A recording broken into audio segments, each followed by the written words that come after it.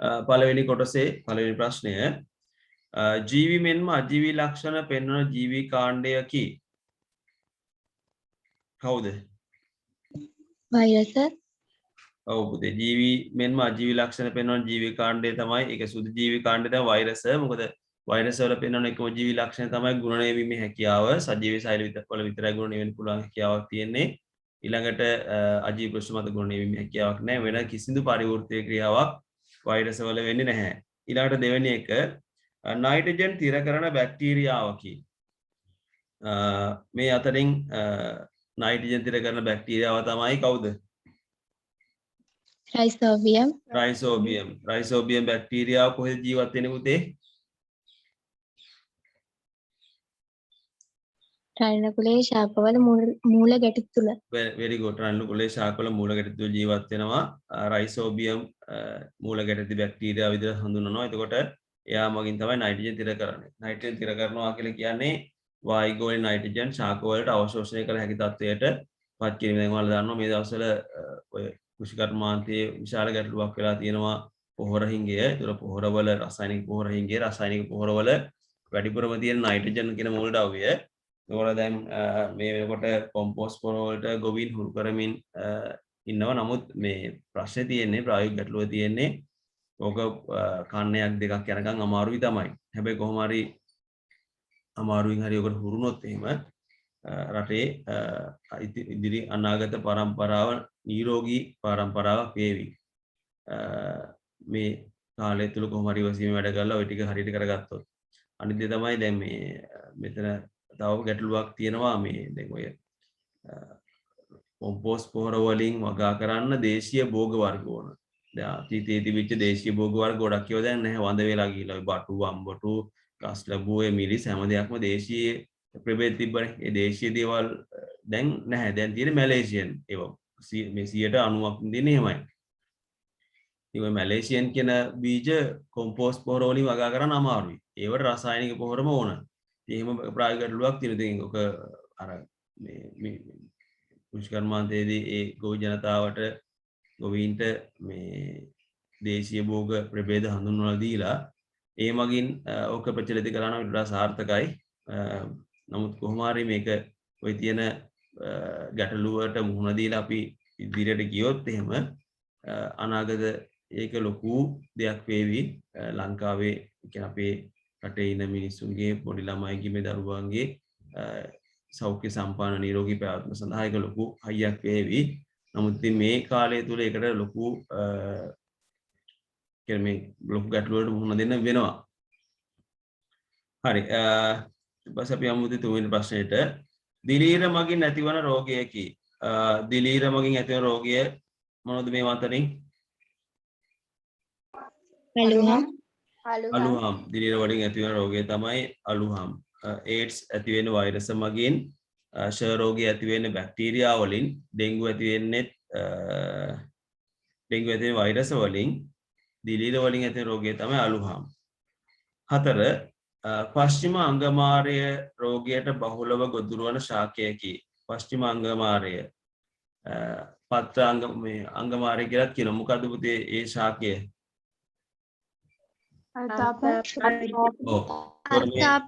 අංගමාරය කියන රෝගය ඇති වෙන්නේ දිලීර රෝගයක්. මේක ගොඩක් වෙලාවට අර්ථාපල් කියන ශාකයට තමයි බලපාන්නේ. පශ්චිම අංගමාරය. ඔය තක්කාලි වල ගොඩක් වෙලාවට දකින්න ලැබෙන්නේ හිතු මැරීම නැත්නම් මැලවීම කියලා කියන්නේ. ඒ රෝගය. එකක් දිලීර රෝගයක්. පස්සේ ඒතකොට 4 වෙනි එකට උත්තරය අංක 3. ප්‍රශ්න අංක 5 සුදුජීවීන් යොදාගෙන පරිසර දූෂක ඉවත් කිරීම සඳහා යොදා ගන්නා තාක්ෂණය මෙලෙස හැඳින්වේ. ඒකට අපි කියනවා මොකක් කියලාද? ජෛව ප්‍රතිකර්මණය ලෙස. ජෛව ප්‍රතිකර්මණය කියලා කියනවා. උත්තරය අංක 2. 6 ප්‍රතිජීවක වල ලක්ෂණයක් නොවන්නේ මොකක්ද කියලා අහන්නේ. මොකද්ද ප්‍රතිජීවක වල ලක්ෂණයක් නොවන්නේ? වෛරස් විනාශ කළ හැකිය. දිලීර හා බැක්ටීරියා මගින් නිපදවයි. ඒක හරි. ප්‍රතිජීවක කියලා කියන්නේ මොනවද? කාටද මතක ප්‍රතිජීවකයක් කියන්නේ මොකද්ද කියලා? එක් සුද්ධ ජීවියෙකු දේහය තුළ නිපද වී තවත් සුද්ධ ජීවියෙකු විනාශ කිරීමට හෝ අඩපණ කිරීමට ඇති රසායනික ද්‍රව්‍ය very good එක් සුද්ධ ජීවියෙකුගේ දේහය තුළ නිපද වී තවත් සුද්ධ ජීවියෙකු විනාශ කිරීමට හෝ අඩපණ කිරීමට හැකියාව ඇති රසායන ද්‍රව්‍යවලට අපි කියනවා ප්‍රතිජීවක කියලා. ඒතර මේ ප්‍රතිජීවක සම්බන්ධ බලමු. දිලිරහ බැක්ටීරියාවකින් නිපදවනවා. දිලිරහ බැක්ටීරියා විනාශ කරන්න පුළුවන්. වෛරස් විනාශ කළ හැකියි. අන්න ඒක වැරදි. වෛරස් ප්‍රතිජීවක මගින් විනාශ කරන්න බෑ. ඒ නිසා තමයි වෛරස් රෝග මේ භයානක වෙන්නේ. 7 වෙනි ප්‍රශ්නය. 6 වෙනි එකට උත්තරය අංක 3 7 විවිධ භාවිතයන් සඳහා සුදු ජීවීන් යොදා ගැනීමට හේතුවක් නොවන්නේ. විවිධ භාවිතයන් සඳහා සුදු ජීවීන් යොදා ගැනීමට හේතුවක් නොවන්නේ බලමු. නොවන එක අහන්නේ. සුදු ජීවීන්ගේ වර්ධනය හා පරිවෘත්ති වේගය වැඩිවීම හරි ඉතා අඩු මිලකට හෝ නොමිලේ ලබා ගත හැකි වීමත් ඒක හේතුවක්. ඔවුන් මගින් විවිධ ලෙඩ රෝග ඇති කිරීම. නෑ අන්න ඒක ඒ සඳහා බලපාන හේතුවක් නෙවෙයි. සුදු ජීවීන්ගේ විවිධ ලෙඩ රෝග ඇති කරනවා තමයි. නමුත් ප්‍රයෝජනවත් විදිහට භාවිත කරන එක හේතුවක් නෙවෙයි. එහෙනම් උත්තරය අංක 3 4 3. 8 වෙනි ප්‍රශ්නය පරමාණුවක් සම්බන්ධයෙන් අසත්‍ය ප්‍රකාශය වන්නේ බලමු. එය විද්‍යුත් වශයෙන් උදාසීන වේ. ප්‍රෝටෝන සහ ඉලෙක්ට්‍රෝන නැස්ටියේ ඇත. ඒක වැරදිනේ. පරමාණුවක් උදාසීනයි. හැබැයි ප්‍රෝටෝන සහ ඉලෙක්ට්‍රෝන නෙවෙයි නැස්ටියේ තියෙන්නේ. ප්‍රෝටෝන සහ මොනවද නැස්ටියේ තියෙන්නේ? ප්‍රෝටෝනයි නියුට්‍රෝනයි තියෙන්නේ. ප්‍රෝටෝන සහ නියුට්‍රෝන තියෙන්නේ. එහෙනම් ඉලෙක්ට්‍රෝන නැස්ටිය ඇත කියන එක වැරදි. එහෙනම් අපි ගන්න වෙන පුතේ උත්තරය අංක 2.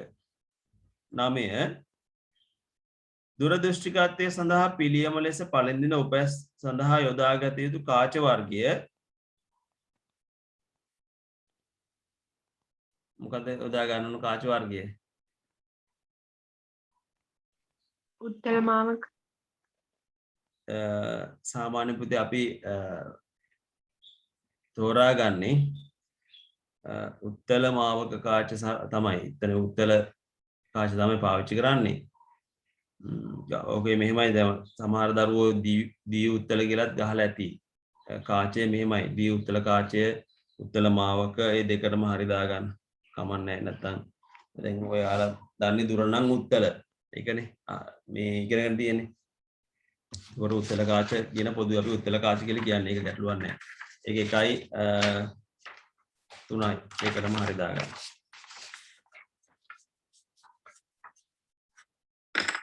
right ඊළඟ ප්‍රශ්නය ග්ලූකෝමාව සඳහා ප්‍රධාන හේතුවකි. ග්ලූකෝමාව සඳහා ඇතිවන ප්‍රධාන හේතුව තමයි 8 වෙනි එකට උත්තරේ මොකක්ද?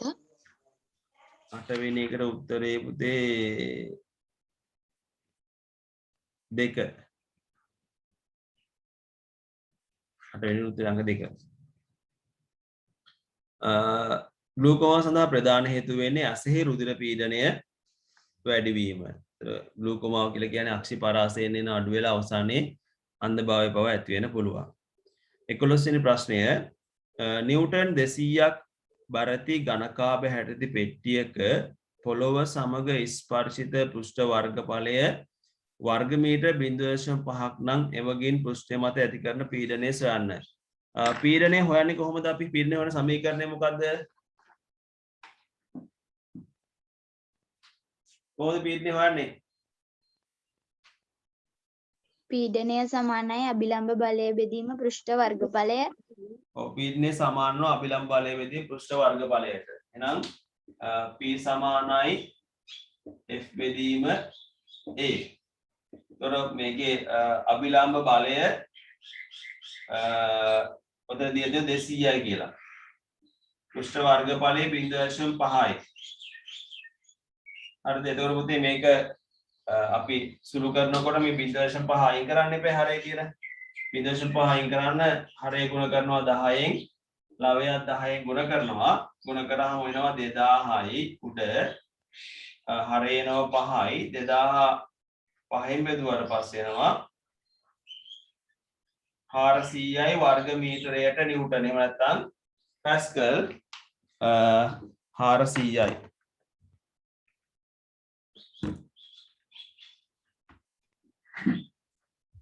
පේනවද බෝඩ් එක?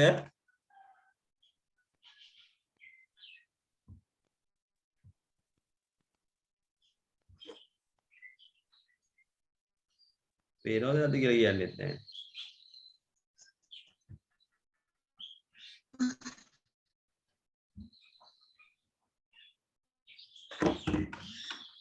පොඩ්ඩක් ඉන්නවම ගාන හදා ගන්න.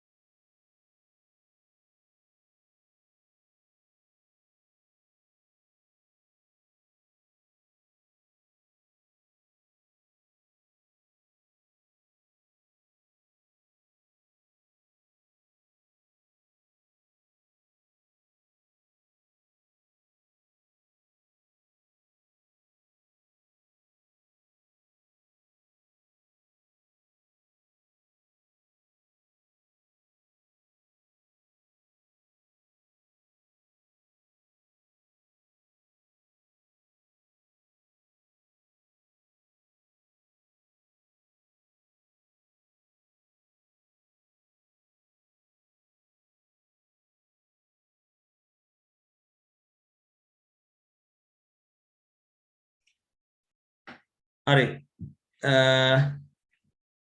හිතර පුතේ ඒකට උත්තරේ එන්නේ 4 වර්ග මීටරයට නිව්ටන්. මෙතන මේ ඍණ එන්න ඕනේ. වර්ග මීටරයට නිව්ටන් 400යි එහෙම නැත්නම් පැස්කල් 400යි. 12 වෙනි ප්‍රශ්නය රුධිර ශ්ලේෂණය අනු රුධිර ශ්ලේෂණය කියලා කියන්නේ රුධිර පාරවිලණයේදී මේ රුධිරේ කැට ගැසීම. කියන්නේ පාරවිලණය කළ රුධිරේ කැට ගැසීම තමයි රුධිර ශ්ලේෂණය කියලා කියන්නේ. රුධිර ශ්ලේෂණය වෙන්න හේතුව මොකද්ද?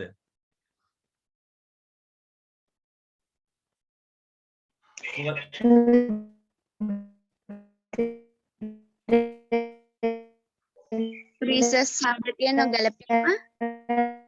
ඔව් රීසස් සාධකය රුධිර ඝන වලට රීසස් සාධකය නොගැලපීම නිසා රුධිර ශ්ලේෂණය වෙන්න පුළුවන්. ඒ අනුව මේකට උත්තරය අංක 3. 12 වෙනි ප්‍රශ්නේ උත්තරය අංක 3. 13 ස්වයන් සිද්ධ ජනවාදයේ බිඳ හෙළන ලද්දේ මොහු විසිනි. ස්වයන් සිද්ධ ජනවාදයේ බිඳ හෙළුවේ කවුද? ලුවී පාස්චර්. ඔව් ලුවී පාස්චර් මෙතන ආයේ ලුවී පාස්චර් තමයි ස්වයන් සිද්ධ ජනවාදයේ බිඳ හෙළීම සඳහා දායක වුණ වලට මතක ඇති අර එහිදී කරපු ක්‍රියාකාරකම ඒ ක්‍රියාකාරකම ඒ පරීක්ෂණයේ භාවිතයෙන් තමයි ලුවී පාස්චර් විසින් ඒ බිඳ හෙළීම සිදු කරේ.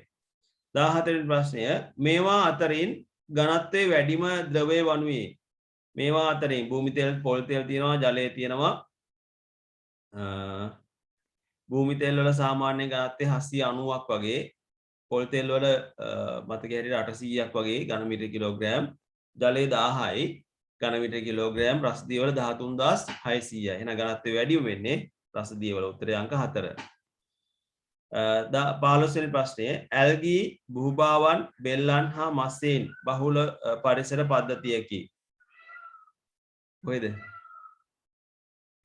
ඕව අනයිති වරදින්න බෑ. කොහෙද මේ කට්ටිය වැඩිපුර ඉන්නේ? සාගරය. සාගරය. සාගරය. 16 මිශ්‍ර භෝග වගාවේ වාසියක් නොවන්නේ මිශ්‍ර භෝග වගාවේ වාසියක් නොවන්නේ වාසියක් නොවන එක පසේ ගුණාත්මක ගොර රැකීම හරි වල් පැල ඇති මර්ධනය සමස්තස්වන වැඩි කිරීම ගුණාත්මක ජීවි ප්‍රභේද බිහි කිරීම මිශ්‍ර භෝග වගාවේ වාසියක් නොවන්නේ පසේ ගුණාත්මක බව රකින්න පුළුවන් වල් පැලෑටි මර්ධනය සඳහා සමස්ත අස්වැන්න වැඩි කිරීම ගුණාත්මක ජීවි ප්‍රභේද බිහි කිරීම මේවා අතරින් පුතේ අපිට ගන්න වෙන්නේ මිශ්‍ර භෝග වර්ගයේ වාසියක් නොවන එක විදියට උත්තරය අංක 4 නේ පලිබෝධ පාලනය සඳහා ඒක වැදගත් වෙනවනේ 4 වෙනි උත්තරය තමයි ගන්න වෙන්නේ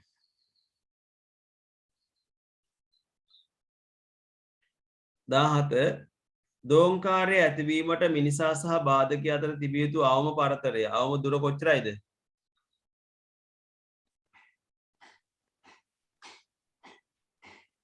කීයද මීටර් කීයක් ඕනිද අවම දුර 16.5 මීටර් නැනෝමීටරයක් යනු මීටරයෙන් ඒක තාම ඔයාලා දන්නේ නැහැ නැනෝ තාක්ෂණය තාම කරපු නැති නිසා අපිට ඊළඟ තියෙන ලස්සන පාඩමක් එක බිලියනෙන් පංගුවක් පුතේ උත්තරය අංක 4 බිලියනෙන් පංගුවක්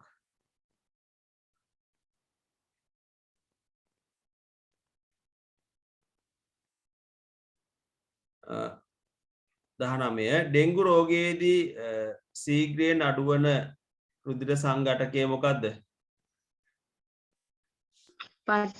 පට්ටිකා ඩෙංගු මීඋණ වගේ රෝගී තත්ත්වවලදී සීග්‍රයෙන් අඩු වෙන්නේ රුධිර පට්ටිකා 20 ශ්‍රී ලංකාවට බහුලව බලපාන ස්වාභාවික විපතක් නොවන්නේ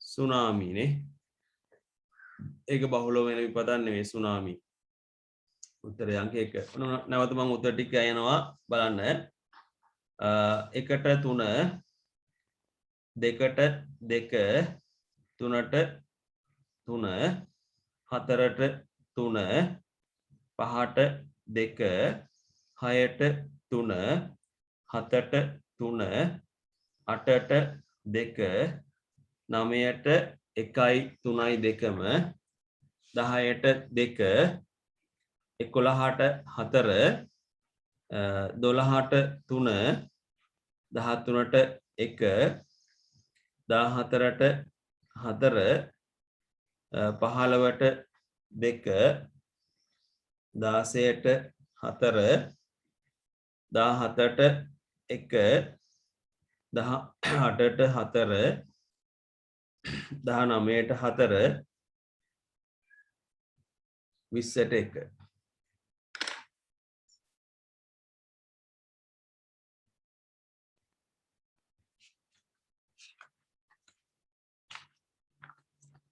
right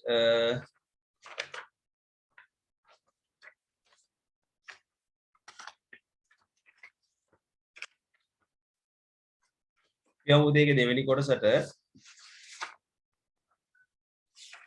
දෙවෙනි කොටසේ පළවෙනි ප්‍රශ්නේ බලමු ඒකේ දින මේ වගේ සුදු ජීවි සම්බන්ධ කොටසක් සුදු ජීවීන් කාණ්ඩ කීපයකට අයත් ජීවීන් පහත රූපවල දැක්වේ පළවෙනි රූප සටහනේ ඉන්නවා ඇමීබා එයුග්ලිනා පැරමීසියම් ප්ලාස්මෝඩියම් දෙවෙනි එකේ ඉන්නවා සැචුරොමයිසිස් ඊට පස්සේ මියුක ඊට පස්සේ ඉන්නවා සීදර්ශීය බැක්ටීරියාවක් නේ මේ අහනවා ABC සුදු ජීවි කාණ්ඩ නම් කර ඔවුන් ජීවත් වන පරිසරය සඳහන් කරන්න ඒ කියලා කියන්නේ කවුද ඒ පොදුවේ කාටද අයත් වෙන්නේ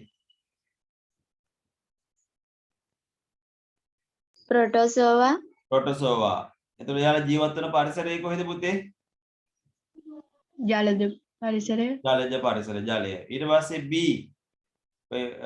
B කියලා කියන්නේ සැචුරොමයිසිස් ඒ කියන්නේ ඊස්ට් සහ මියුක පාම්පුස් කියලා කියන්නේ එයාලා අයත් වෙන කාණ්ඩය මොකද්ද දිලීර ජීවත් වෙන පරිසරය මොකද්ද තෙතමනේ සහිත උපස්තර මත තෙතමනේ සහිත උපස්තර මත ඒක හරි එහෙම නැත්නම් මල ශාක හා සත්ව දේහ කොටස් මත ඒ වගේ උත්තරයක් හරි C කියලා කියන්නේ බැක්ටීරියා එයාලා ජීවත් වෙන පරිසරය කොහෙද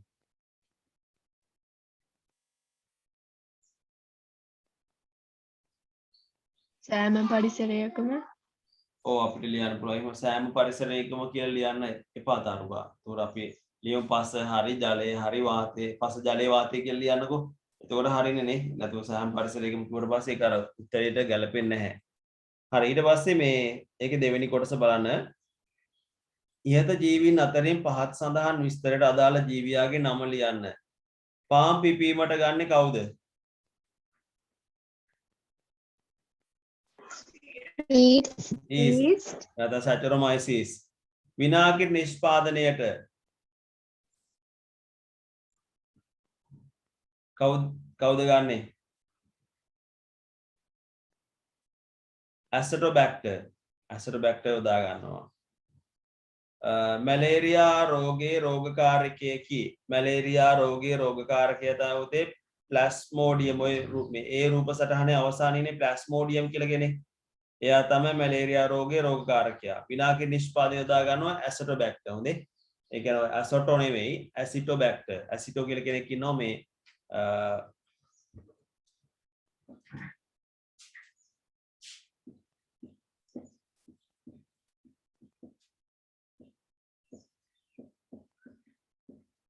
ඇසිටෝබැක්ටර්. එයා තමයි එතිල් මධ්‍යසාරය මේ ඇසිටික් අම්ලයේ බවට පත් කරන්නේ විනාකිටි බවට පත් කරන්නේ. හරි ඊට පස්සේ තුන්වෙනි කොටස පහත සඳහන් සුද්ධ ජීවීන්ගේ සංචරණ ඉන්ද්‍රියකා ලියන්න කියලා කියනවා. එයුග්ලිනාගේ සංචරණ ව්‍යුහය මොකද්ද? කශිකා. පැරමීසියම්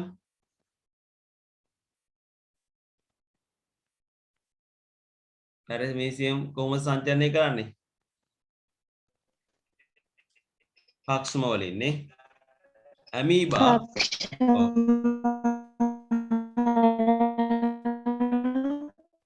අමීබා පුතේ මේ ව්‍යාජපාද.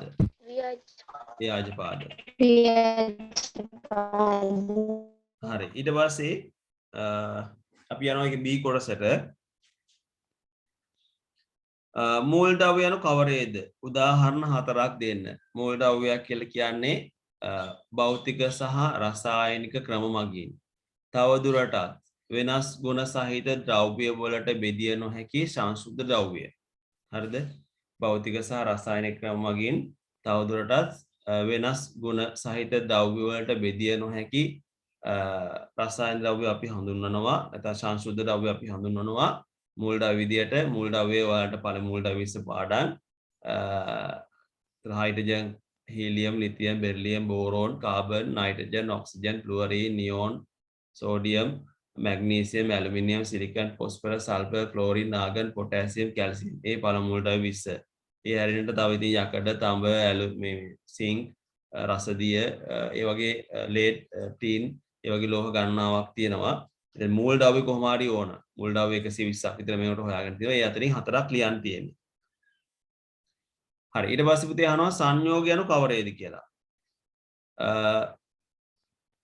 සංයෝගයක් කියලා කියන්නේ මූලද්‍රව්‍ය දෙකක් හෝ කීපයක් නිශ්චිත අනුපාතයකට එකතු වීමෙන් සංයෝජනය වීමෙන් සෑදෙන සංසුද්ධ ද්‍රව්‍ය.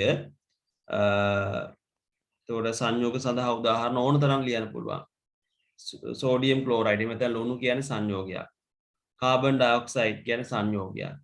ඊළඟට සීනි නැත්නම් ග්ලූකෝස් කියන්නේ සංයෝගයක්. සීනි කියන්නේ සුක්‍රෝස් ග්ලූකෝස්. ඊට පස්සේ මධ්‍යසාර කියන්නේ සංයෝගයක්. ජලය කියන්නේ සංයෝගයක්. ඇමෝනියා, මීතේන් ඔයගේ සංයෝග විශාල ප්‍රමාණයක් තියෙනවා. ඒ වාතයේ සංයෝග 4ක් තමයි ලියන්න ඕනේ. හරි ඊට පස්සේ තුන්වෙනි කොටස අහනවා පුතේ පහත දැක්වෙන මූලද්‍රව්‍ය සඳහා සංකේත ලියන්න. හරි අපි සංකේත ලියමු ඉස්සෙල්ලාම ඉන්නේ හයිඩ්‍රජන්. හයිඩ්‍රජන් වල සංකේතය මොකද්ද? H. ඔව් කැපිටල් H අකුර. මතකයි සංකේත ලියනකොට පළවෙනි අකුර කැපිටල් තව වෙනත් අකුරු කියවනම් දෙවෙනි අකුර දෙනවා සිම්පල්. පළවෙනි එක හයිඩ්‍රජන් එයාගේ සංකේතය කැපිටල් H. ඊළඟ දෙවෙනි එක හීලියම් එයාගේ සංකේතය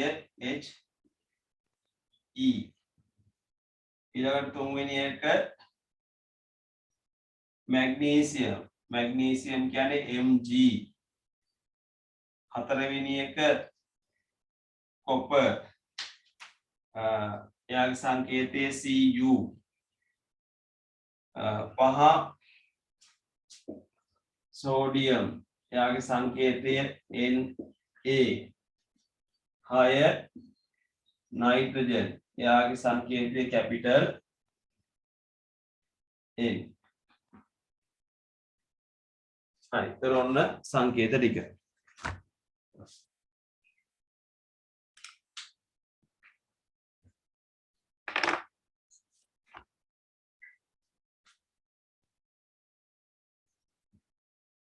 හරි. අපි ඊළඟට යනවා. ඊළඟ ප්‍රශ්නේ පුතේ මේ දෙවෙනි ප්‍රශ්නය. මේක කියනවා මෙහෙම කතාවක්.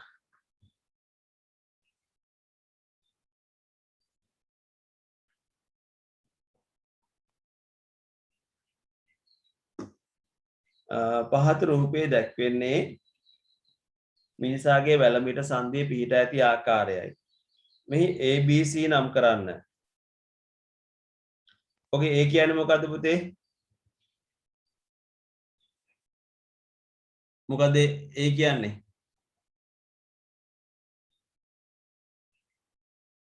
A කියලා කියන්නේ මොකද්ද ඔකේ? පුතේ උත්තර ලියපුවයි කියන්නේ ඉතින් කතා කරන්න. ප්‍රගණ්ඩස්තිය ඔව් ප්‍රගණ්ඩාස්තිය නේ.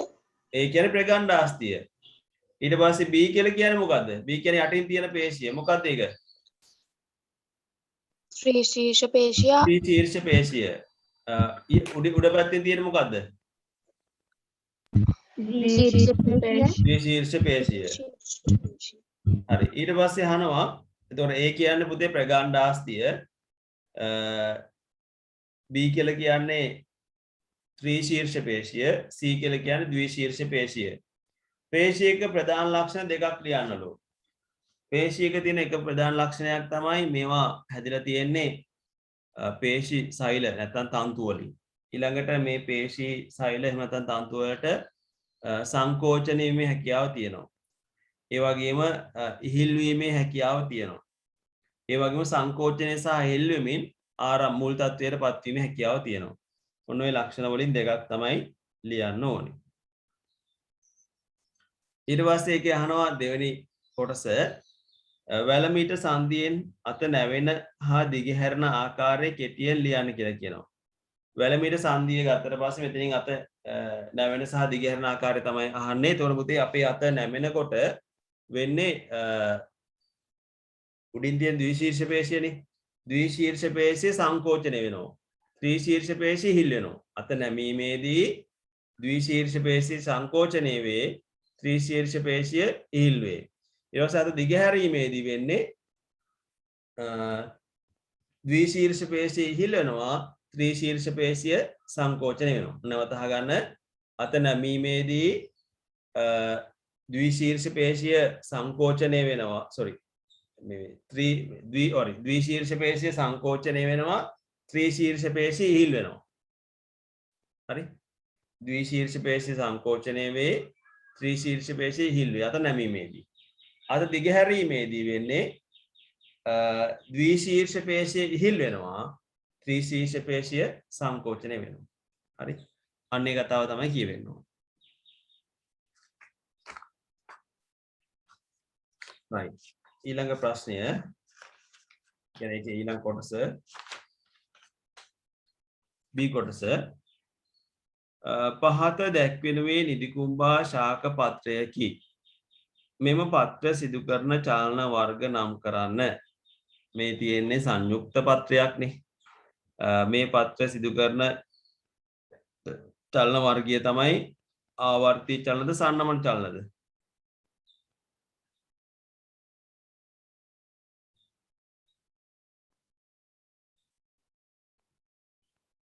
මොනවද සිදු කරන චලනාකාරය?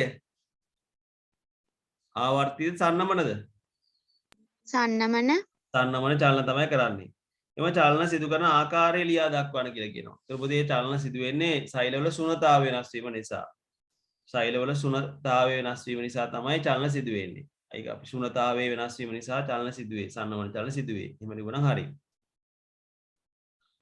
ඊට පස්සේ ඒක අහනවා ඉහත එකෙහි සඳහන් කළ චලන වර්ගයේ උදාහරණ දෙකක් ලියන්න කියලා. ඒ කියන්නේ ඔය ස්පර්ශ සන්නමන තියෙන නිදි කුම්භාපත්වල. ඊට පස්සේ නිද්‍රා සන්නමන.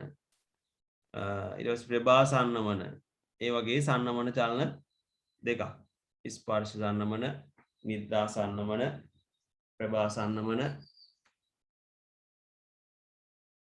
ඒ වගේ සන්නමන චලන මේ දෙකක්. හරි ඊට පස්සේ බලමු ඊළඟ ප්‍රශ්නය තුන්වෙනි එක.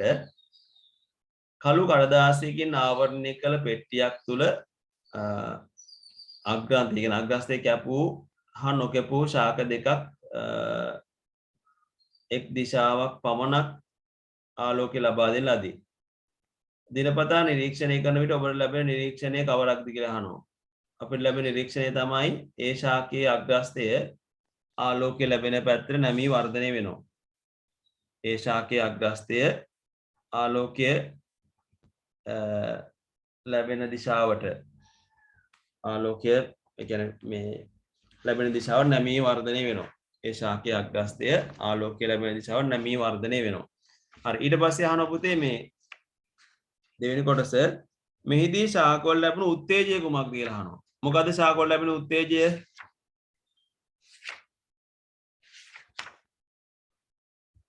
ශාකවල ලැබෙන උත්තේජය තමයි ආලෝකය. හරිද? ආලෝකය තමයි ශාකවල ලැබෙන උත්තේජය. ඉහත නිරීක්ෂණයට හේතුව කුමක්ද කියලා අහනවා.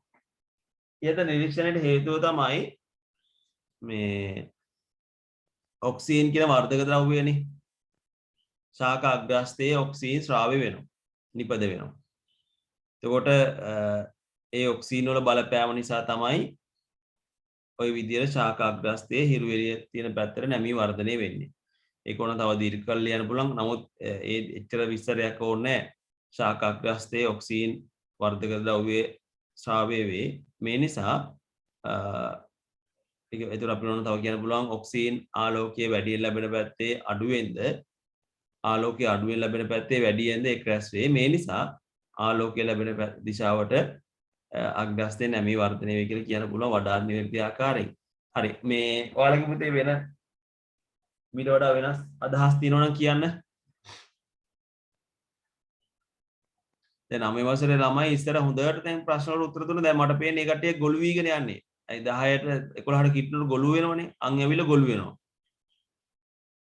ප්‍රශ්න වලට උත්තර දෙන්න ඕන කතා කරන්න ඕන හොඳේ.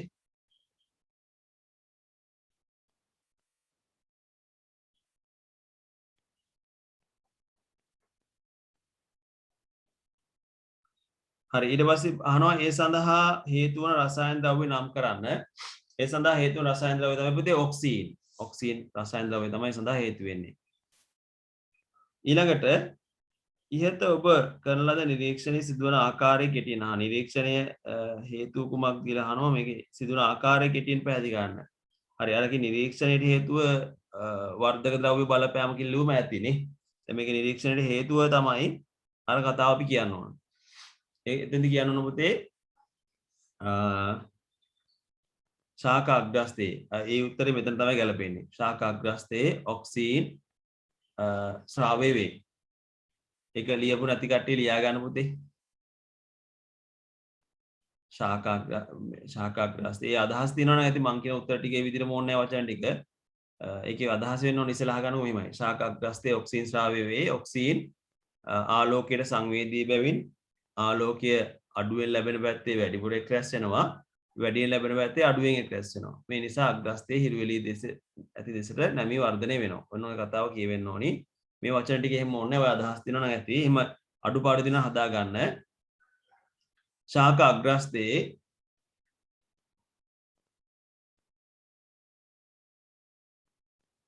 ඔක්සිජන්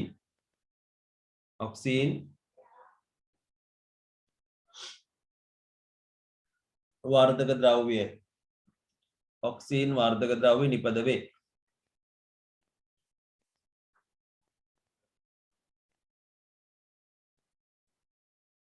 ඔක්සිජන් වර්ධක ද්‍රව්‍ය නිපද වේ.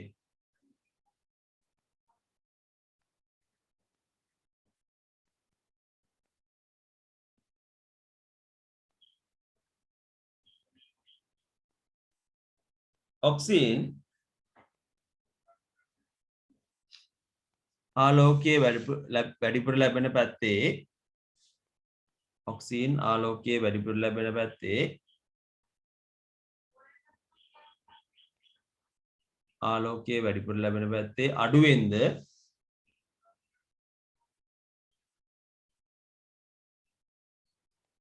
ආලෝකයේ වැඩිපුර ලැබෙන පැත්තේ අඩුවෙන්ද ආලෝකයේ අඩුවෙන් ලැබෙන පැත්තේ වැඩියෙන්ද ආලෝකය අඩුවෙන් ලැබෙන පැත්තේ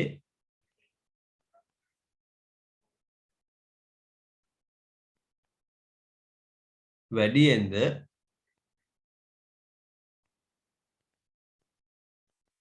එක් රැස් වේ.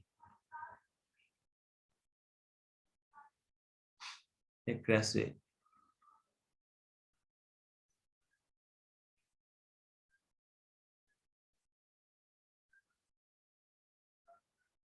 එක් රැස් වේ. මේ නිසා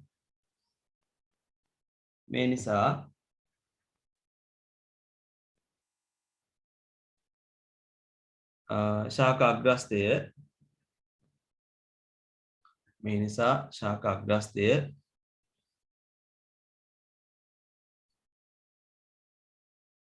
හිරු එළිය ලැබෙන දිශාවට නැමී වර්ධනය වේ. හිරු එළිය ලැබෙන දිශාවට නැමී වර්ධනය වේ.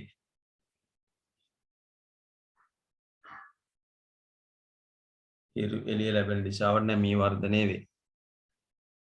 හරි. ඊට පස්සේ පුතේගේ B කොටස 1 උද්‍යාන වගාවේදී ශාක වර්ධක ද්‍රව්‍ය යොදා ගන්න අවස්ථා දෙකක් ලියා ගන්න. දෙකක් නම් කරන්න. උද්‍යාන වගාවේදී ශාක වර්ධක ද්‍රව්‍ය යොදා ගන්න අවස්ථා දෙකක් මොනවද?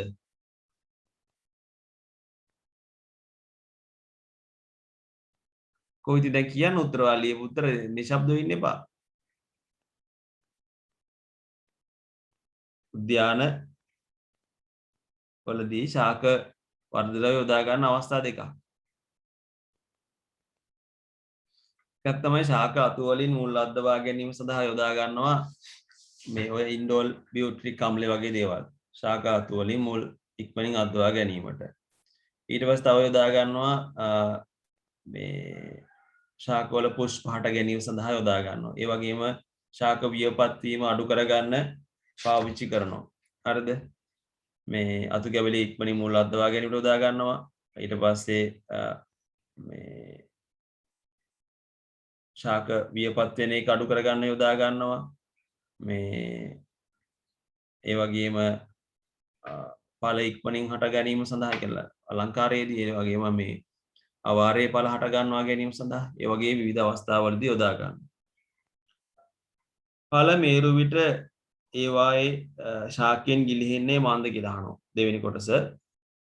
ඒකට හේතුව තමයි නටුවෙහි කඳට ආසන්නව ඡේදස්තරය නම් පටකයක් හැදෙනවා. නටුවෙහි කඳට ආසන්නව ඡේදස්තරය නම් පටකයක් හැදෙනවා. පටක ස්තරයක්.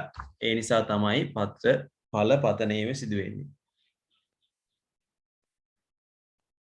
නටුවෙහි කඳට ආසන්නව ඡේදස්තරය නම් පටක ස්තරයක් හට ගන්නවා. ඒ නිසා තමයි ඒ විදිහට ඵල මේරු විට ශාකයෙන් ගිලිහෙන්නේ.